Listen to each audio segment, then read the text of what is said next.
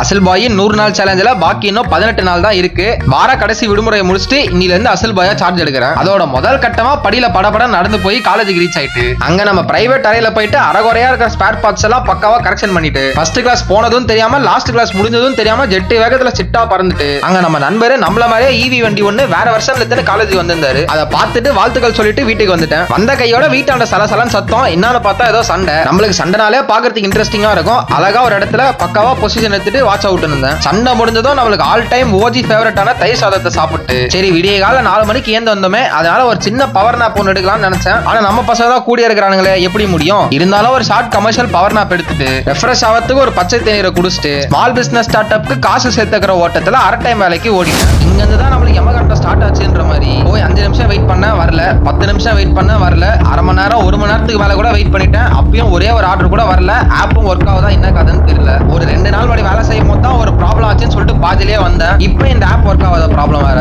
இத்தனை நாள் கஷ்டப்பட்டதுக்கு கடைசி நேரத்துல தான் சுத்தி எல்லா சைட்ல இருந்தும் நம்மளுக்கு எல்லா பிரச்சனையும் வருது. இப்பதான் என்ன சுத்தி இருக்கிறவங்க சொல்ற மாதிரி கம்மனு எதையும் ஸ்டார்ட் பண்ணாம வீட்லயே மூடிட்டு உட்காந்து இருந்திருக்கலாம் போல இருக்கு. மன விரக்தியின் உச்சத்துல இருக்க. இதுக்கு மேல சொல்றதுக்கு ஒண்ணும் இல்ல.